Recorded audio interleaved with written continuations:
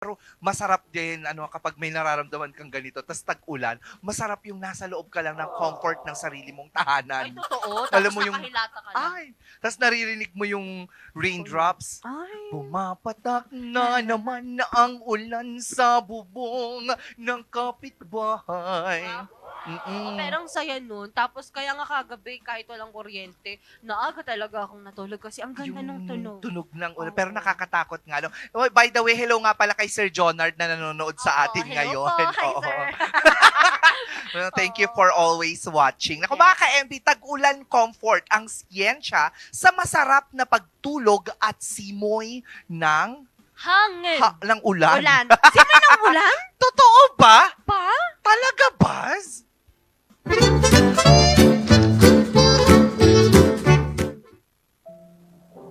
Maaga pa lang, bumubuhos na ang ulan.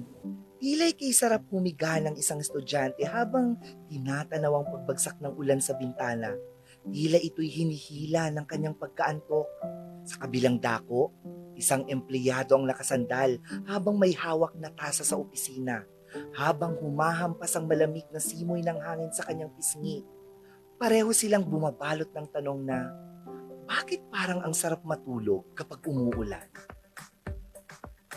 Kapag malamig ang panahon, parang hinihila tayo ng kumot sa sobrang init ng yakap.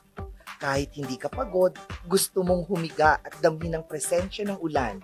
At syempre, hindi mawawala ang hot choco at sabaw ni Mama. Perfect ito sa mga gustong mag-marathon ng paboritong series. Sa gitna ng lamig, hanap natin ang init hindi lang sa katawan, kundi pati sa damdamin. Ang tunog kasi ng ulan ay parang lullaby ng utak.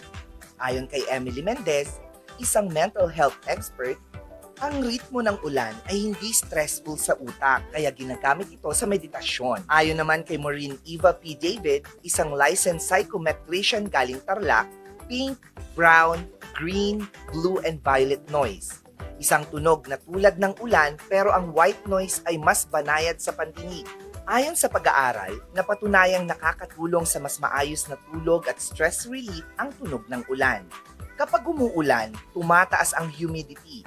Ayon sa Journal of Applied Physiology, ito'y nagpapabagal sa cooling system ng katawan. Ang ulan ay tayong mababa ng exposure sa sikat ng araw na nagdudulot ng pagbaba ng serotonin sa utak, isang kemikal na konektado sa kasiyahan. Kaya't maraming tao ang nakakaramdam ng antok o lungkot tuwing umuulan, habang ang iba naman ay ninanamnam ang katahimikang hatid nito. In many cultures, rain is a blessing or an omen. Sa atin sa Pilipinas, ulan minsan ay swerte, minsan naman ay simbolo ng paglilinis ng mundo. So next time you feel sleepy when it rains, don't fight it. Understand it. Don't fight it. Oo, kailangan mo siyang intindihin na lang na kapag nandun ka sa bahay mo, umagang-umaga, tas Lunes pa yan, tas umuulan at gusto mo ulit bumalik ng kama, don't fight it. Follow it. Sana. Ay, pwede ba yun? Hindi pwede. Siyempre, pag may trabaho ka, kailangan mong pera, kailangan mong bumangon kahit kaano pa kakomportable ang kama mo. Sabi ko Oo. kanina, 5:30 na, di pa rin ako bumabangon. Kasi ang sarap matulog Ang sarap talaga. As in, tapos lalo na kapag meron kang komporter, Ay? yung sobrang kapal na komporter. Oo, tapos meron kang yung mahabang pillow. Yung hotdog ang tawag ko Oo, doon. yun. Bolster pillow. Yung bolster mga ba ganyan. Oo, bolster. Bolster? Yun, yung pinaglalagyan mo ng mga barya. Bulsa Ay, yun! bolster. Hindi, Bolster pero ba yun? iba talaga ang iba. Yes. Tapos foggy pa, lalo na pag nandito ka sa Baguio. Ay, oo. Foggy, malamig, mainit na comporter, meron kang Netflix, di ba? Diyos mio, gara kong girl. Tapos, nakikita Oo. mo pa yung frost. Frost!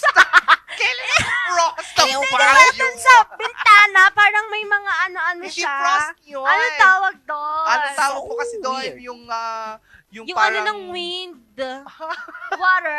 Humidity. Yun. Ala. Humidity? Hindi, pero masaya Hamog, kasi. parang nahamugan kasi yung mo, Bintana. yung bintana. Tapos malamig lang. windshield daw. Hindi po yun windshield, pero basta masaya. ganun yun siya. Masaya oo. siya, no? Totoo Tapos talaga. naririnig mo nga yun pa. Pero masaya din talaga yung madilim yung kwarto mo. Tapos yung ilaw lang manggagaling mismo sa cellphone mo o yung laptop mo o television ninyo. Di ba? Ha? Shocks, Oo. sabi ko. Ala, gusto ko ulit Diba? matulog. Pwede Tapos ba? ang pinapanood mo yung sikat ngayon na Korean series. Ay, oo. Oo, yung Bon Appetit. Oo. Oo, Social yan pero- siya. Ay, yun ba? Ay, tapos pag ganito, masarap din talagang sabayan ng nagno-noodles ka. Ganun. Ayan, alright.